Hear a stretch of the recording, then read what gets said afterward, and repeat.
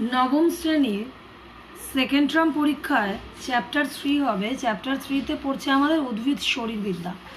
উদ্ভিদ শারীরবিদ্যাতে আছে আমাদের সালোক সংশ্লেষ।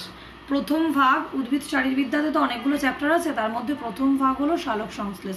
তাহলে আমরা আজকে আলোচনা করছি সালোক সংশ্লেষের বেশ কিছু প্রশ্ন, যেই প্রশ্নগুলো খুব ইম্পর্টেন্ট। তাহলে আমাদের মার্কস 5-এর কিছু প্রশ্ন থাকবে। তাহলে মার্কস 5, তো মার্কস 5-এর কটা প্রশ্ন আমরা সালোক সংশ্লেষ চ্যাপ্টার থেকে পড়বো সেটা আমরা দেখে নিই। প্রথম প্রশ্ন, সালোক সংশ্লেষ কাকে বলে? সালোক সংশ্লেষ কোথায় ও কখন হয়? সালোক সংশ্লেষের সমীকরণটি লেখো। খুব ইম্পর্টেন্ট প্রশ্নটা। দ্বিতীয় প্রশ্ন, সালোক সংশ্লেষের আলোক দশা কাকে বলে? প্রক্রিয়াটি সংক্ষেপে আলোচনা করো। তৃতীয় প্রশ্ন, সালোক সংশ্লেষের অন্ধকার দশা কাকে বলে? অন্ধকার দশার বিক্রিয়াগুলি সম্পর্কে ধারণা দাও। 4 নম্বর প্রশ্ন, জীবজগতে সালোক সংশ্লেষ প্রক্রিয়ায় তাৎপর্য বা গুরুত্ব বা প্রয়োজনীয়তাগুলি আলোচনা করো। 5 নম্বর প্রশ্ন, কেলভিন চক্রের বিক্রিয়াসমূহ শক্তি সরবরাহকারী জৈব অণু উৎপন্ন পদার্থের নাম লেখো। ব্যাস, সালোক সংশ্লেষের চ্যাপ্টার থেকে 5 নম্বরের এই 5টা প্রশ্ন খুব ইম্পর্টেন্ট। এই 5টা প্রশ্ন পড়লেই মোটামুটি তোমাদের সেকেন্ড টার্মে সালোক সংশ্লেষ থেকে যা দেবে তোমরা কমন পেয়ে যাবে। এবারে আসছি আমরা 3 নাম্বার, মার্কস 3। মার্কস 3, সালোক সংশ্লেষে ক্লোরোফিলের উৎস ও ভূমিকা ব্যাখ্যা করো। নাম্বার 2, সালোক সংশ্লেষে সূর্যালোকের উৎস ও ভূমিকা উল্লেখ করো। নাম্বার 3, সালোক সংশ্লেষে ব্যবহৃত কাঁচামাল হিসেবে কার্বন ডাই অক্সাইডের উৎস ও ভূমিকা আলোচনা করো। নাম্বার 4, সালোক সংশ্লেষ প্রক্রিয়ায় উৎপন্ন O2-র উৎস কি, ঘটনাটি ব্যাখ্যা করো। নাম্বার 5, আলোক দশা ও অন্ধকার দশার মধ্যে পার্থক্য নির্দেশ করো। আরেকটা প্রশ্ন এখানে আছে, নাম্বার 6, টিকা লেখো ফটোলাইসিস।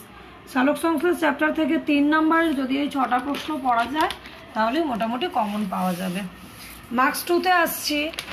মার্কস 2-এ প্রশ্নগুলো বলছি। সালোক সংশ্লেষ কাকে বলে? এখানে পেজ নাম্বার দেওয়া আছে। 6CO2 + 12H2O সূর্যালোক by chlorophyll, C6H12O6 + 6H2O + 6O2 বিক্রিয়াটি দুটি প্রধান বৈশিষ্ট্য লেখো। রাত্রে সালোক সংশ্লেষ ঘটে না কেন? সালোক সংশ্লেষকে জারণ বিজারণ প্রক্রিয়া বলার কারণ কি? এর সাথে অরের প্রশ্ন, সালোক সংশ্লেষের রাসায়নিক সমীকরণটি লেখো এবং জারণ বিজারণ উল্লেখ করো।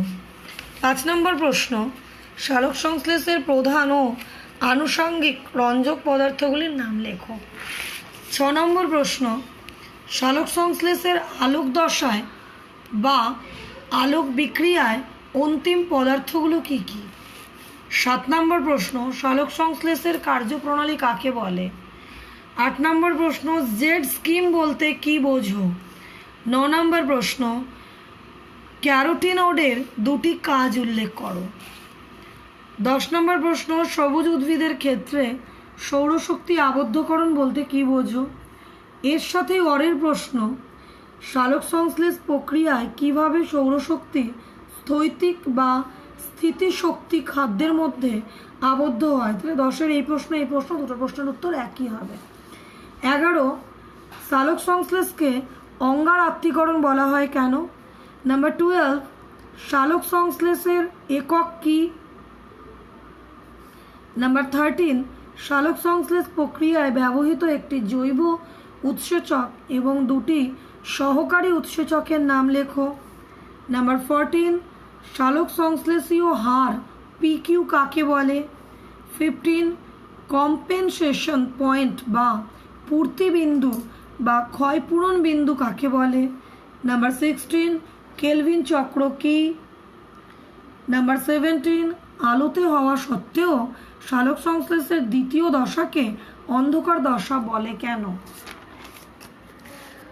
নাম্বার 18, খাদ্য উৎপাদনে সালোক সংশ্লেষের ভূমিকা কি? 19 পরিবেশ, অক্সিজেন ও কার্বন ডাই অক্সাইডের ভারসাম্য রক্ষায় সালোক সংশ্লেষের ভূমিকা আলোচনা করো। নাম্বার 20 বেশিরভাগ গাছের পাতা সবুজ হয় কেন? 2 নম্বরের এখানে আমি প্রশ্ন দিয়েছি 20টা, 2 নম্বরে 20টা প্রশ্ন পড়লেই হবে। এরপরে তাহলে আমরা কটা প্রশ্ন আরেকবার আমরা দেখে নিই। এই হলো উদ্ভিদ শারীরবিদ্যা চ্যাপ্টারের ফার্স্ট পর্ব হলো সালোক সংশ্লেষ। সালোক সংশ্লেষের মার্কস 5-এর 5টা প্রশ্ন পড়তে হবে, মার্কস 3-র 5টা প্রশ্ন, আর এখানে একটা দেওয়া রয়েছে টিকা, 6টা প্রশ্ন পড়তে হবে। মার্কস 2-এর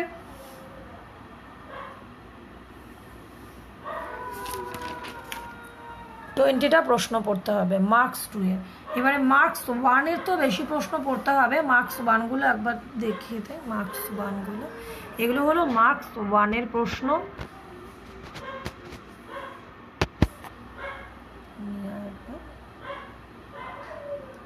এগুলো হলো মার্কস 1-এর প্রশ্ন, এগুলো আর ডিকটেট করলাম না।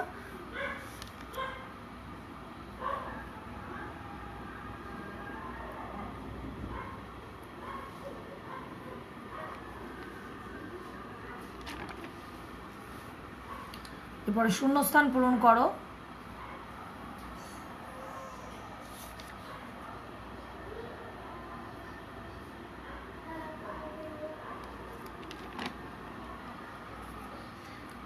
ঠিক ভুল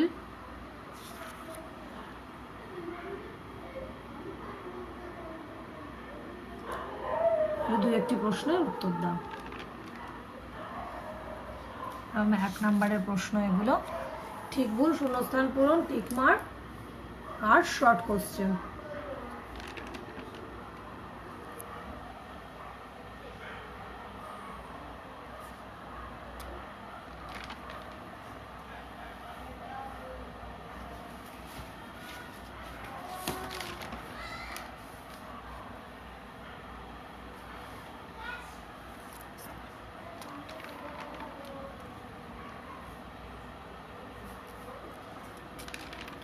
ব্যাস, এটা হলো সম্পূর্ণ নাম।